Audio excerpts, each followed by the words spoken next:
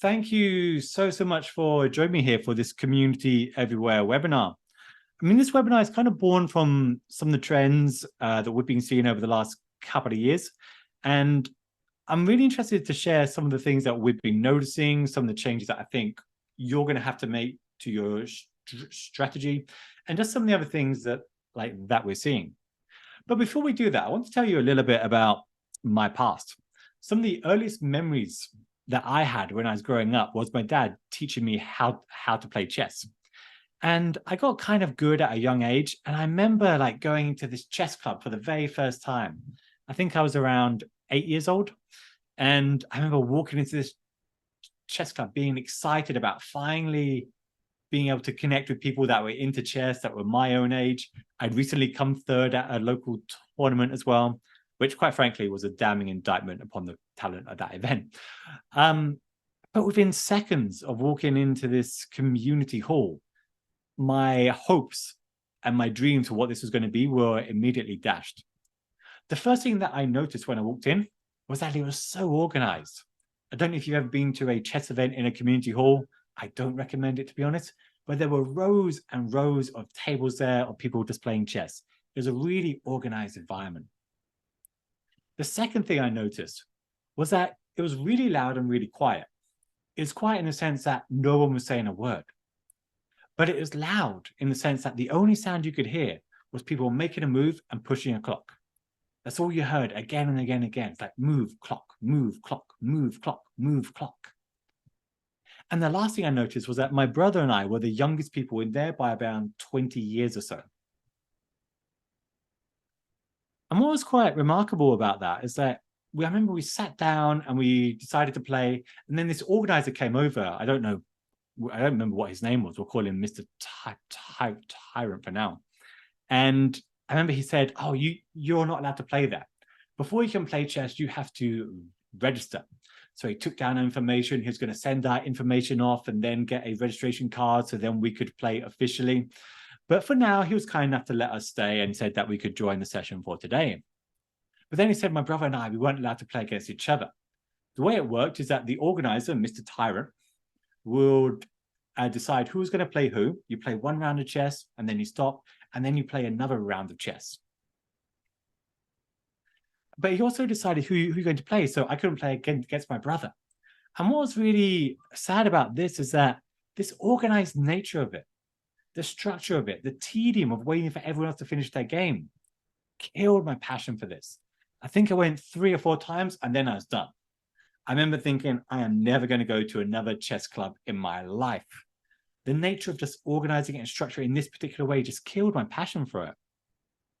And for years, I didn't think about this at all. And then a couple of years ago, I was at my parents' house and I saw in the local newspaper that this chess club had closed down. And there's a quote from the organizer there that said, it's impossible to run a chess club in the modern age. Kids today, and I quote, only want to listen to records, watch TV, and go on the internet. And I feel kind of sad for him because I'm sure he had good intentions. But what was really sad about this is that he was so completely wrong. Chess has never been more popular than what it is today. Chess is absolutely thriving today. You can go to a chess club every night of the week in London right now if you want to. There's so many chess events, it's difficult to keep track of them. What doesn't work is trying to organize it and structure it in that particular way. He was suffocating it. Recently, I met a guy named James. A couple of years ago, James came out to a centre of London with a chessboard, sat down and challenged anyone that walked past to a game. And a couple of people did. And then he did the same the next week. And it got bigger. Then the next week it got bigger. And it got bigger. And then it got bigger. And then it got bigger. And more people just began turning up every single week. Kind of like Fight Club for nerds, I guess. And what's remarkable about this is that it succeeded because he didn't try to control it. People play all different kinds of chess. They play different variations of chess. They play losing chess. They play bug house. They play in teams. There's live music, well, not live music. There's recorded music at this event. And it's so much fun. People just randomly walk around, they play whoever's got an open board, and the unstructured nature of it, the idea of just letting people do what they want to do and saying, hey, here, go. That's what leads to this thriving when these organized chess clubs are dying. And I think the lesson from this is that if you try to organize it and structure it and do all these things, you can suffocate your audience. Imagine, let's go back here. Imagine telling all these people they have to go into that community hall because you need to register the information, or you need to see if their data connects with the data in your CRM. It would be absolutely ridiculous. But this is kind of what a lot of us are unintentionally doing today, where we're trying to control it in such a way that we're suffocating it. We're taking all the joy out of it. And I think one of the lessons today is that how people engage with communities has changed in 2023. I think what we're seeing more and more of at the moment is that how people really engage with any topic that they're passionate about, that they're really excited about, is so different from the way it used to be. There isn't one definitive site for almost any topic anymore. A friend of mine is really into space NK, a beauty brand. I don't know if they're in the USA yet. Maybe someone in the comments can let me know. But she's on the highest level of loyalty for that brand. She gets free products. She occasionally engages with their customer support. She'll occasionally leave a couple of reviews, and she might comment on their Facebook page from time to time. And that's it. But is she a part of their community? Do they even have one? And it's questions like this which are so interesting in the current era. Or take Bose. I mean, I love Bose, but before I buy a new headset from them, I look at the reviews. I might reach out to a couple of people that I know have the headset at the moment, and I'll look at what some of the top YouTubers say about this. And again, am I a part of that community or not? The only time I've actually gone to their hosted online community was when there's something that didn't work. I went and asked a question, I left, I didn't come back. But that single touch point in the hosted community represents just one of many, many touch points we might have with this particular brand. And there's so many examples of this. A friend of mine is sadly affected by cancer at the moment. And I was talking to her about how she engages with communities and how she learns about the topic. And her journey, again, is really interesting. She follows some of the people that are also affected by cancer on Instagram. She follows a couple of blogs. She might also attend a forum or hosted online community, but only if it comes up in a relevant search result. And again, there's multiple touch points that she's having about the topic she's interested in. And we haven't even got into the third-party platforms that are out there today.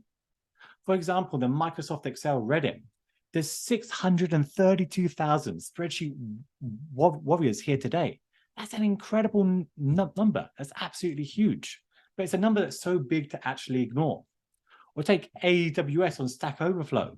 There's 248,000 questions here. Too big to ignore. And I think what the lesson is that community has changed. Like the idea that everyone's going to go to one hosted site to engage, and that's the only place that they want to go, that's going to be suffocating the communities that we work with. I think in the future, what we have to do, what our members require us to do, is to accept that we're in the community everywhere era now. We're in an era where we're not just going to go to one place, that our preferences and habits have fundamentally changed. And the needs we have haven't really changed. We might still have that need for belonging or learning or support or influence. But the way we go about it, that has most definitely changed. And we've got to change as well. Because time and time again, we're seeing that strategies from 2013 don't work so well in 2023. And it's really important that if you're launching a new kind of community today, you know which strategies do and don't work. A couple of years ago, Athleta, owned by The Gap, launched this community for women to talk about well-being and mental health. And that idea of having a place for women to talk about well-being and mental health is so, so good. And I remember there's a lot of positive coverage and attention for this. There are various publications that were promoting it and were celebrating what a great idea it was. But I felt this wasn't going to work. I felt that this wasn't aligned with the current strategies that are happening at the moment. If you want to talk about well-being and mental health, I don't think you want to do it in a community owned by the Gap. I think most people, from what we're seeing, they want to do it in private groups with their friends. They might follow a few influencers in that topic. There may be a forum they might engage with, but these are often forums that have been around for a really long time. And so it was sad, but it wasn't a surprise when a couple of weeks ago, Athleto announced that they were going to close down the community because they were using a strategy that might have worked 10 years ago in the modern era. It was predictable, I feel, that this wasn't going to succeed. And the problem again is that member behaviors have fundamentally changed. But far too often, our strategies haven't. Are you noticing this? Like, I'm curious of what you folks think on chat. Are you seeing as well some situations where the member behaviors have changed, but the strategies haven't? Can you think of some more examples of this? I'll give you maybe a couple of minutes on chat. Are you seeing examples where member behaviors have changed, but strategies haven't? I'll give you maybe 20 seconds to answer some examples on chat. What behaviors have changed over the last decade that you've seen? Take maybe 20 or 30 seconds to put your answer in chat. Let's see what we have. Alan, customers prefer Slack over Chorus. Interesting. Mel, members interact at events and in social media, but not on company sites. Mary, less patience, more immediate response. Interesting. People not joining online events as they did before. That's really interesting. Slack channel over forums. Higher education. The novelty of like-minded people is gone. Evan, that's so sad. Where people go to share or create their projects for value return. Wow, there's a lot of interesting. People enjoy more gamification. That's an interesting one. So here's some of the big ones that I've seen. Some of the common mistakes that we're seeing and things that I think have to change really soon. One is groups. What we're seeing more and more of is that hosted subgroups are dying. We did a couple of projects for clients over the last year on this, looking at subgroups of various enterprise online communities. And what you can typically find is that there's lots of groups and they look active. At first glance, if you look at these groups, they look active. There's people that are there. But when you actually dive deeper, as we've done systematically, gone into group after group after group after group, what we notice time and time again is that they're not really that successful at all. What happens is that they're bulletin boards where people will post an update about an event or an announcement, and that's kind of it. And we see this happening in so many kinds of communities at the moment. And what we're also seeing is that people will also in these groups link to groups off the platform, which is incredible when you think about it. Even in different languages, which is one of the most common reasons to have subgroups within a community, they're really not that active. Most of these get a couple of posts a year, and that's kind of it. And I think the reason for that is that our needs have changed. So definitely you can find examples where this isn't the case. I know Evan in a second is going to point out that at HubSpot, they've got thriving groups there. But I think organizations like that are the exception. I don't think that they are the rule.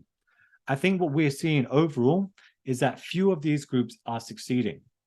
And the reason is when we go to a group, and if you can think of any groups that you participate in, we typically want to chat.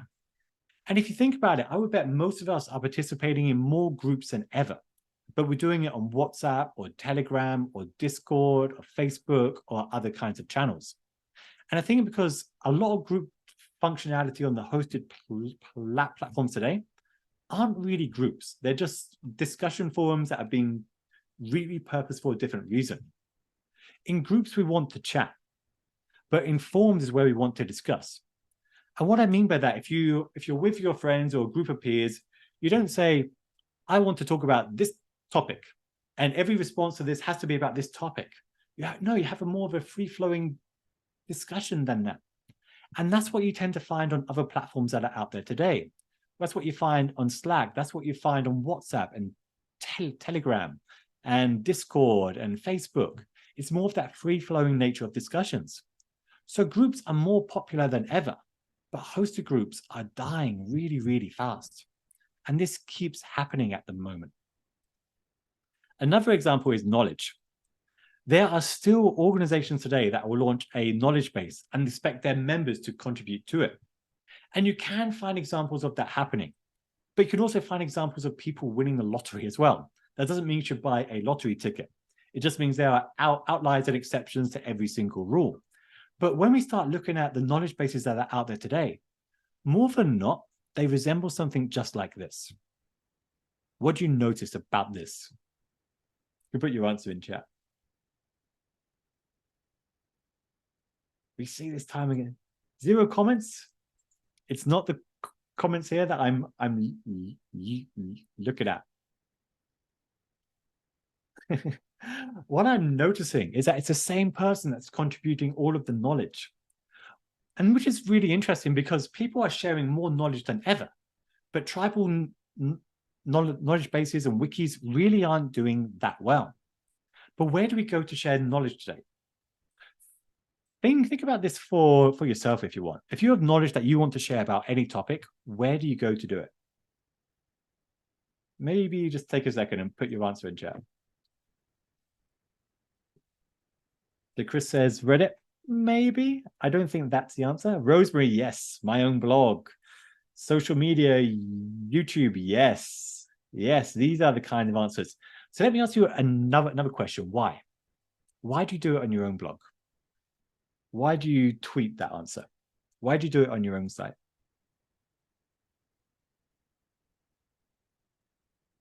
Personal brand, I want the authority, communities, comments. Yes, these are great answers. What I think happens is that a lot of people, they feel like there's this imaginary group of individuals that are desperate to contribute to a hosted site. And generally they aren't. If you've got knowledge to share, you want to share it in a destination where you have some control and influence. I mean, there's a reason like I'm doing this in this format today, or I have my blog. And we see this again and again. If we think, for example, on YouTube, even the basic 101 knowledge, if you want to share an article, or if you want to share something you know, you might join a platform where you can get 148,000 views. This is remarkable. Like, imagine what you can do with that kind of audience and following in the future. You could build a whole series based upon this. And sometimes even the most basic level advice can get you a huge amount of attention and publicity. And I think we want that opportunity to go viral within a topic. 53 million views here for learning how to tie a tie or teaching how to tie a tie. And the video isn't even that good. Or my favorite example, imagine you are an expert in Salesforce or SAP. Where would you go to share your expertise? Just think about that for a second. If you were an expert in something in a complex product, so Salesforce, SAP, something like that, where would you go? What is the most ambitious thing that you think that you could do here? Some would say YouTube, maybe TikTok. Yes, we have a winner, Merv. Yes, if you've really got a lot of expertise, why would you contribute to a hosted site where you could create your own dedicated unofficial course? And that's 29,000 students paying £60. So that's what this person of this course has potentially made 1.7 million, something like that, or in dollars, maybe 2.1. Someone might have to check that maths.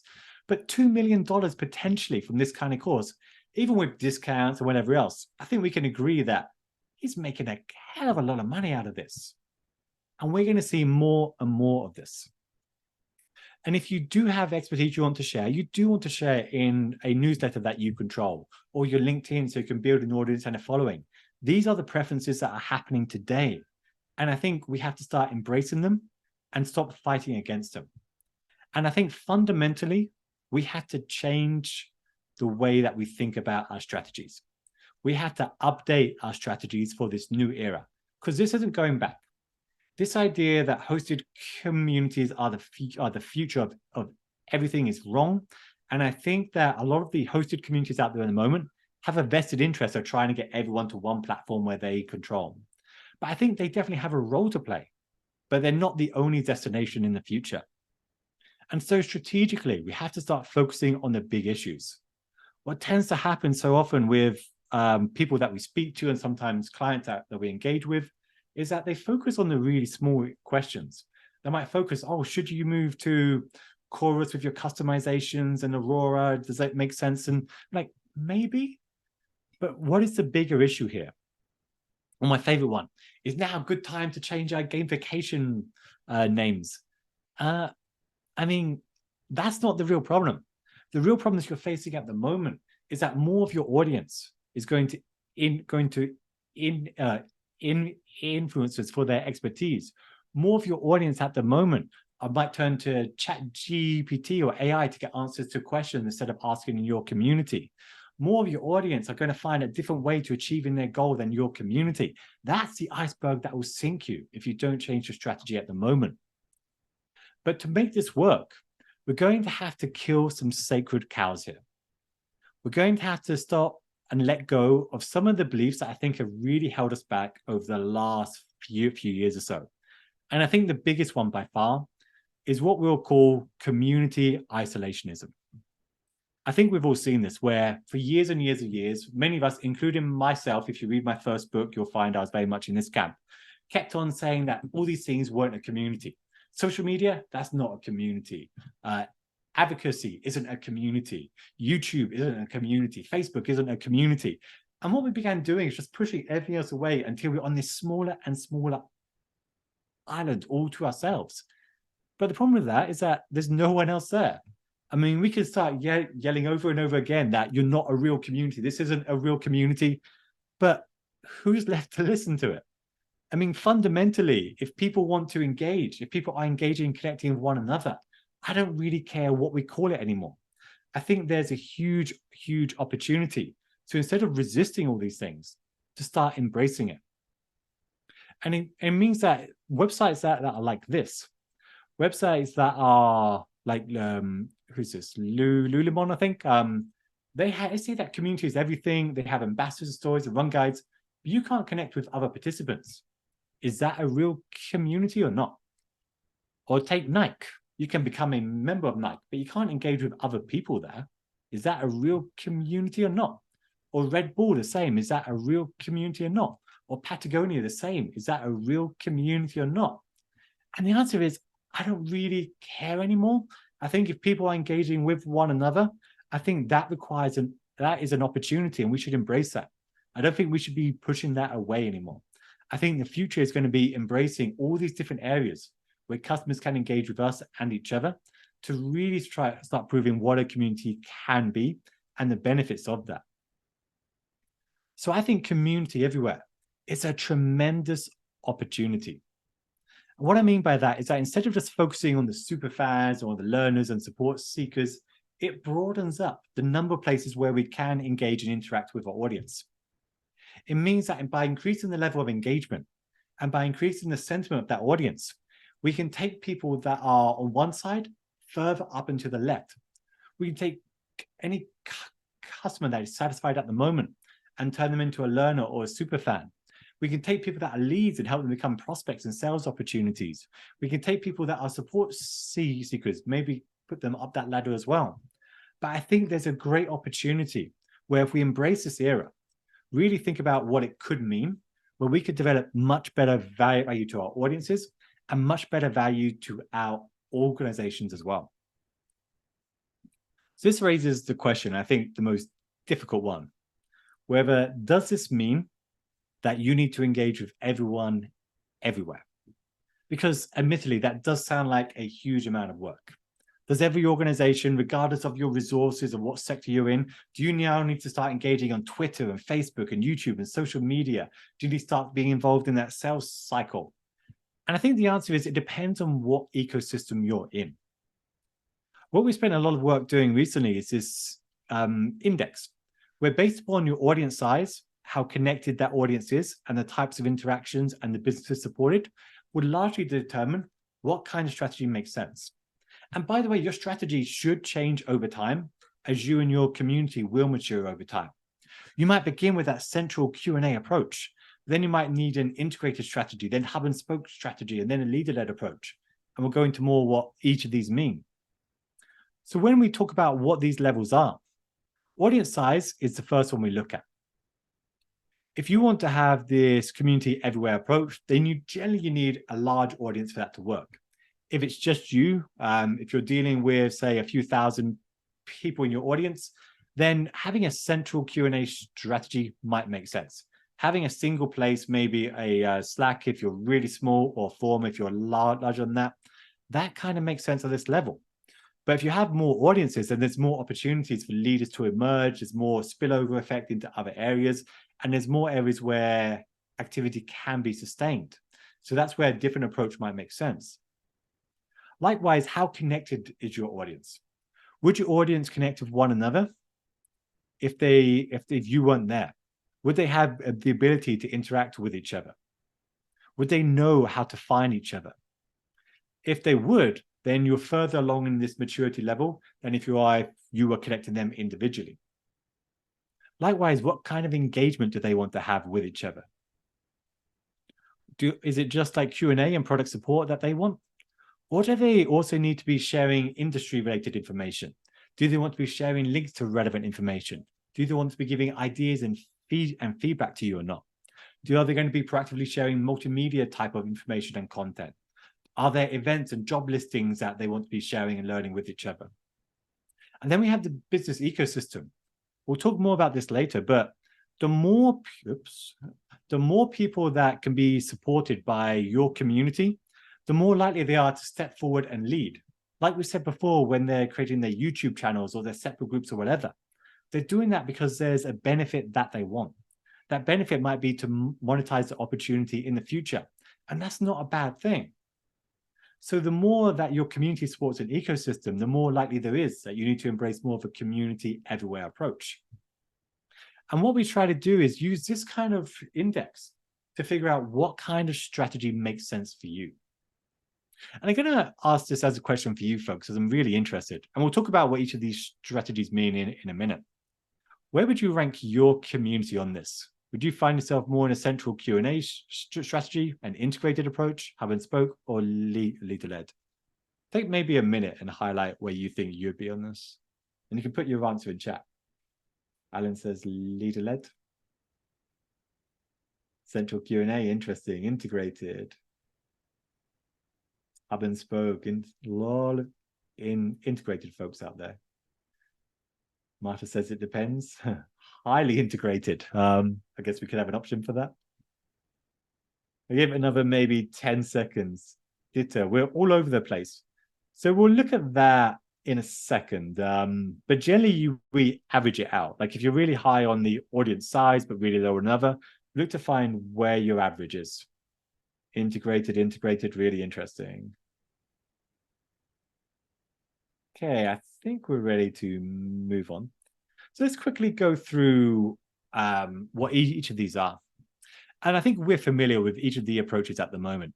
Central Q&A is where you control it. It's where a lot of these communities began in the first place, which is mostly customer support. Usually a forum experience, or more a Slack or a Discord style experience, question and answer, and you motivate and nurture a lot of top members to answer those questions. An integrated approach is more where you have that community, but it's more integrated in the kinds of things that it offers members, and it's more integrated with the rest of the organization as well. This is where we start to see events, blogs, and ideas hosted on that platform. It's where we see the community integrated with those learning goals and that broader organizational goals. Hub and spoke is, as you can imagine, where you might still probably have a platform at the moment as a primary means of engagement, but you're also recognizing there's other places where you need to participate. You don't control that entire conversation anymore, and you need to play a major role in that ongoing conversation. And then we have that leader-led approach, where you're supporting leaders to build and grow their own audience, where you're connecting them with one another. And I want to take a little bit of time to dive deep into what each of these mean. So hosted Q&A, typically what we see here is you might have something that's like this, where the audience is maybe 5,000 to 10,000 strong. They can only connect really through you. They don't have any other channel to easily find each other. So a lot of mid-sized B2B brands are kind of in this space. And you also have larger organizations as well. So AT&T is a classic example. But typically here you have a single forum. You might have a Slack channel where people can ask questions and get answers. But it's very much the integrated approach. But part of the challenge is figuring out what is the right platform for you. I think what we've seen over the years is that forum, which used to be the main platform for all of these use cases of community at the moment, has gradually dwindled. Like, we don't really have peer groups on forums anymore because there's better platforms for that. Those group messaging apps are a better tool. And with user groups as well, we've got Bevy and Meetup and those kinds of platforms. With advocacy, we've got Influitive and platforms that are like that. And I think more and more what we're seeing is that a forum is typically the best approach. If you've got more than a few thousand people you're trying to reach, then a forum is probably the best approach for this. But the key challenges are getting harder. And the other issue with this kind of community at the moment is that you're very much being buffeted by the trends that are taking place. So I would be a little bit concerned about the future of a pure Q&A community today in an AI world. We're seeing with Bose, for example, they closed down their community because they had better customer support. And they're not the only example. We're seeing a lot of very high-profile organizations over the last few years close down their community, often because they found other customer support channels that can do it well. And this raises the question of, where does customer support fill in the future? It used to be a fit between these two strands here, where if you have a common question that is being asked for a lot and the audience knows what to look for, you go to the help center or virtual agents. But if you needed personal insider expertise to resolve that question, then customer support. And then community was for those in-between questions. And I think the real challenge going forward for these kinds of communities is, where do they belong in this kind of journey?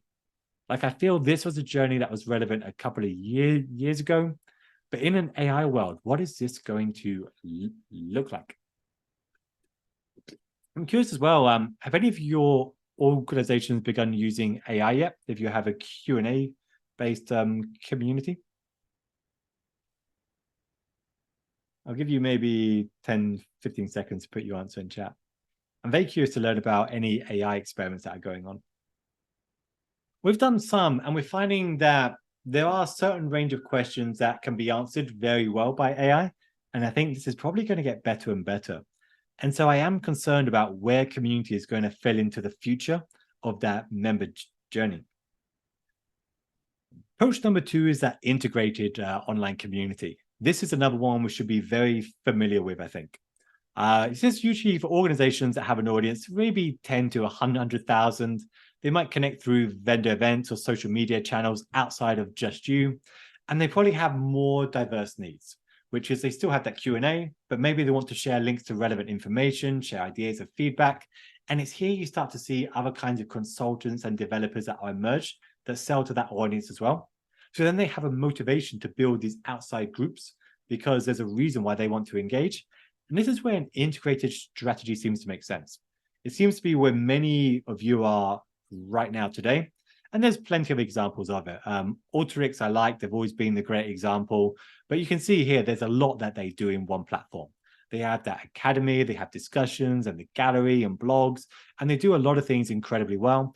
And they're around the 500,000 member level, which is more than I would typically expect. But this is a great example you can look at and see what to learn from here. Approach 3 is the hub and spoke model.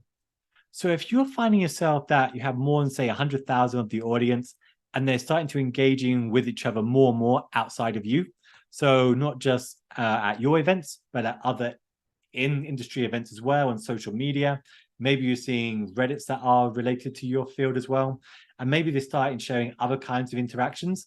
And by the way, this is a subjective measure. I wouldn't treat this as a concrete measure, but just some things to look out for. And you're starting to see a lot of partners and ecosystems that are beginning to emerge. This is when the hub and spoke strategy makes sense. But if you're going to go down this journey, it's important that we go about it the right way. What we look at here is, first, does your audience engage on any platform that you're interested in? If they don't, you can check it quite often. Second is, can you offer unique value to that platform? Honestly, being another voice in a conversation doesn't necessarily make it a better conversation. Next, can you gain unique value from being on that platform? If you can, great. If you can't, then maybe just monitor what's happening there, maybe respond as needed. And finally, is the platform rising or falling in popularity? So the things you can do here is to ask your members in a survey, Where do they go at the moment? And why do they go to those places? What we love doing is getting a data set just like this, where we use a survey to identify the needs and desires of the audience, how much or how great that desire is, how frequently their needs arise. And by the way, this is a very good way of predicting how much activity you're going to get in a community. And where do they go at the moment? Why do they go there, and why not your community? And this will give you a very good idea of where people go at the moment and why they go to those places. And once you start seeing a new platform that's beginning to emerge here, that's when you begin to pay attention to it. Don't just go on a new platform because it's new. Go on there when your customers begin to use it. The next thing is where you can offer unique value here. And the unique value does vary, but typically the unique value that you can have as a brand is offering a verified or validated source of information. Second, by providing exclusive insights, unique expertise, maybe answering questions that other members or the casual person isn't able to answer. Maybe supporting the lead of those groups with more resources. We'll talk a lot more about that later. And then providing unique access. Maybe listening or having the product team get involved in some form. Maybe listening to feedback that's coming through on those tools and being able to act on it. These are the kind of things that if you are going to participate in a conversation in these places, this is how you can offer unique value to that conversation. The next we look at is how do you gain unique value? Like, it's okay to participate, but is it actually worthwhile you participating? Is there a benefit that you get? And typically here we look for, is there a unique audience that you'll be able to access that you don't already? Is there a unique mindset? There are people who might share in a more honest way, in a more open conversation than they would in your community. Is there functionality? We'll talk about this in a second, where you can deliver information in unique and more engaging ways. Would it improve your brand perception simply by being on that channel? Because for every single platform that's out there today, there's different kinds of value that you can offer. Some platforms are really good for support, some are really good for peer groups, some are really good on the advocacy side. But it's really important to figure out if you're going to engage in any of these platforms, like if this is a strategy that you're going to take, what is the unique value of that platform to you? You don't want to end up doing more and more things, because the more things you do, the more you're dividing your time into smaller and smaller chunks. What you do want to be doing is figuring out what is the unique value that you're going to get and make sure that you're using that platform for its purpose. A common mistake, by the way, is to try and get people from one platform into another. This is what we call fighting member preferences. It's not going to work, and platforms are actually rigging that against you. They downplay the impact of links, they limit your reach. So if you're going to use a platform, respect the idea that members have chosen to be on that platform and only that platform. Finally, is the platform rising or falling in popularity? This will give you an understanding of whether you should engage there, just responding to discussions, or whether you might want to proactively build an outpost on that platform. Not every platform will allow you to do that, but it's very possible to just engage there, either your own accounts or staff accounts, or whether you build your own dedicated account or platform there, depending upon what it is. For example, you can respond to videos that are posted on YouTube at the moment, or you can create your own channel or community-based channel for it. Does this make sense? Let me just give a quick yes or no in chat. Give you maybe 10 or 15 seconds. Awesome. Okay. So what I would say, if 50% of activity is happening outside of your community today, you should engage with that. And I think even that bar is too high. Maybe 25% might make a lot more sense. And the last approach, which I think is really important, is the leader-led approach. The leader-led approach is what I see for most large communities, what the future is going to look like for them. And this is when you have a huge audience. This is when they're connected with each other across various different types of places. This is where the kinds of engagement they have vary tremendously, and their needs are very diverse. And this is also where the organization itself might depend upon this, might depend upon partners, developers, and consultants in that space. And so here is where you want to support leaders that are already doing all these amazing things. So the great example is Sony, I think. Sony is really interesting. I remember recording some training videos around a month or so ago, and asked the people that were recording, where do they go to learn more about that camera they're using or the equipment they're using? And what they said, they always go to a Facebook group. It's their default place. They never go to a hosted community. They always go to a Sony Facebook group. And what's interesting is that almost none of these groups I could find are actually run by Sony themselves. They're all run by these passionate people that are doing it in their spare time. But when I began looking at each of them, what I found again and again and again is that almost all of them are in the industry where they would benefit from having access to that audience. Almost all of them sell a product or a service to this audience. That doesn't mean they're filling every group with spam. It does mean that their needs, the needs of the audience, and hopefully the needs of Sony are all aligning here. And what's fascinating is that if you look at the official Sony online community, it's active, but it's not thriving. The level of engagement is nowhere near as high. And I think we're going to see a lot more of this. If you're in a mature ecosystem at the moment, you're going to see a lot more of this that's beginning to happen, where there's going to be more activity outside of that platform than on that platform. And we need to emerge with that. Like we've seen before, people are going to be hosting their own courses. And that's going to raise the challenge of why not promote the course? If it's a good course, why not promote it? You don't have to do that work. There's an incredible opportunity here. Or my favorite example, if you look up Miss Excel, hopefully someone can put the link in chat. Miss Excel on Instagram is one of my favorite people on the planet. I don't know her, I've never met her, but what she does is that she records videos on Instagram where she simply shares tips on how to use Excel better. And what's really remarkable about her is that the idea of it, dancing while giving Excel tips, is in many ways absolutely nuts, but it absolutely works. And what's great about these leaders that are emerging is that they probably know your audience better than you do. And that's remarkable, really. And you just have to support them. Like, I would never have thought this idea would have worked, but when you actually see it, you get it. Like, it does kind of work. But she's not just doing this for fun. She has her own courses as well that are doing incredibly well. So promoting people like this is so useful to brands at the moment. So promote leaders, give them more exposure. A while back, I saw that Substack had promoted this tweet or this series of tweets by Stu. They're kind of good. It's like a good way to understand how to get a newsletter up and running and reach your first 1,000 subscribers. What's interesting here is that he didn't do this on his Substack. He did it on Twitter. So what Substack is doing here is promoting his Twitter account. He gets more followers as a result, and then we're more motivated to talk about Substack in the future as well.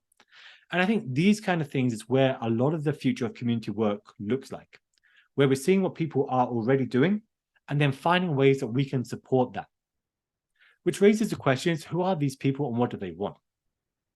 I think there's a couple of types here that we can be thinking about in the strategies. One is partners and consultants, or maybe people that have an opportunity to build a business or a brand as a result of gaining that kind of audience. The second one we're seeing time and time again are veterans of a company. I can think of many organizations where the top members in a community of the people running groups are people that used to work for that organization or even working within a large organization. And senior execs and VIPs are possible, like they might be interested, but typically they want a more direct benefit as a result.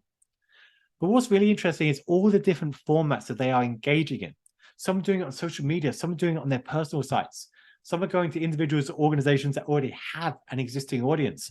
Some are doing it in private peer groups.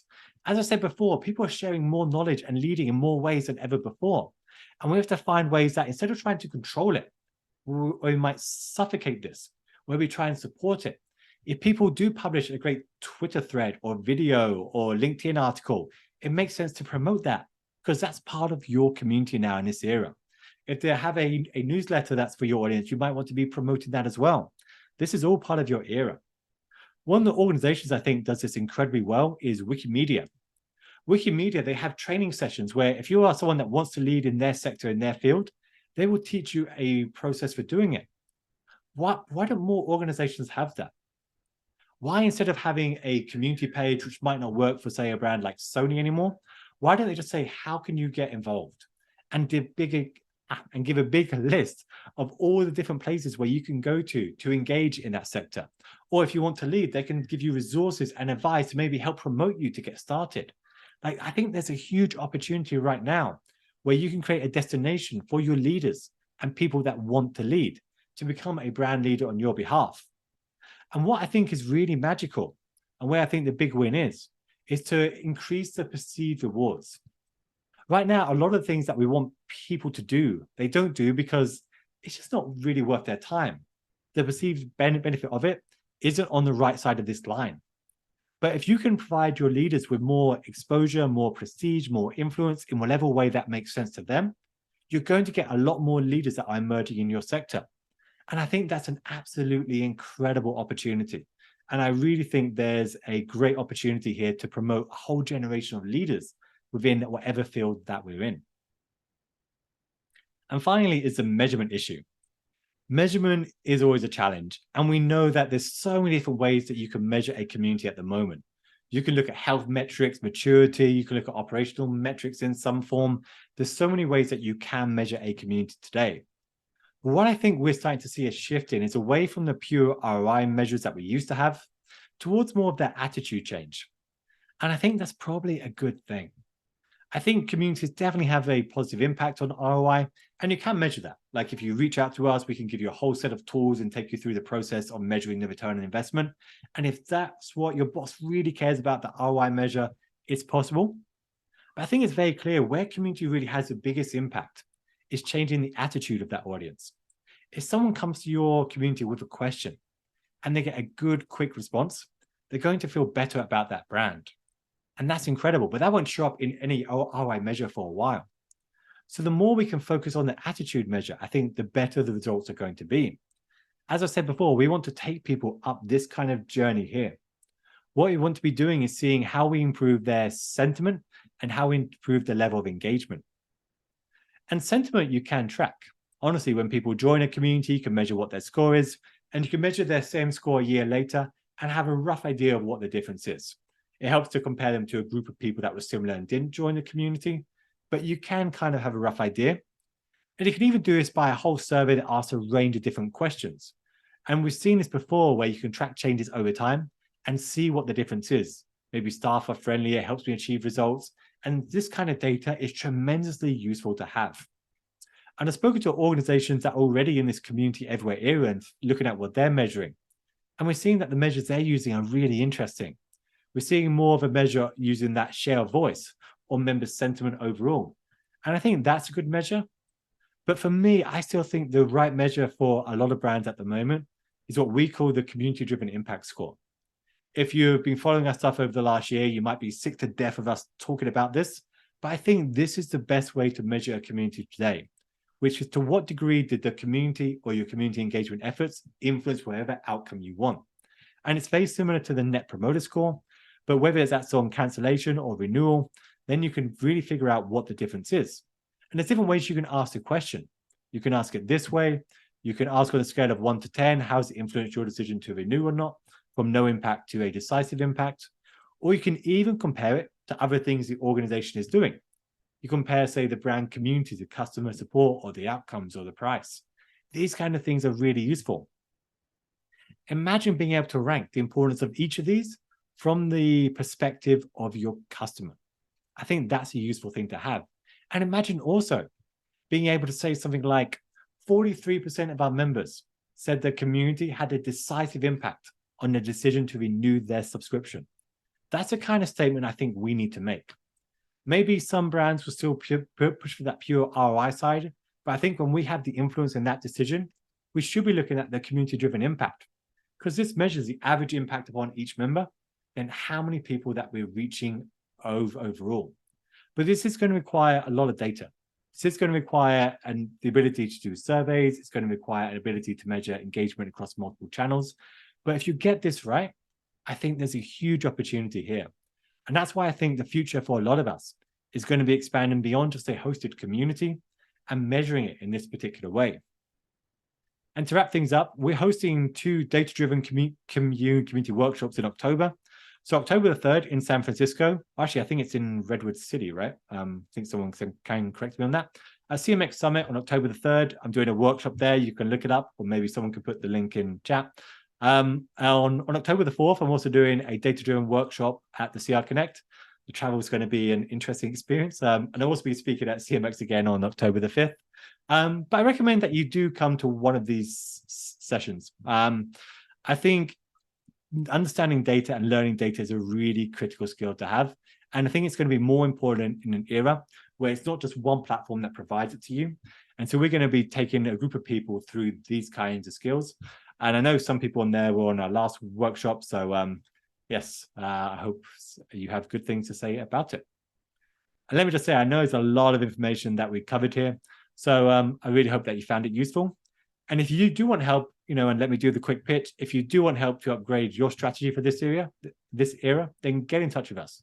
Like, we've got a lot of expertise in doing it. We've worked with a lot of amazing brands recently: Microsoft, Google, SAP, Facebook, Intel, like amazing organizations.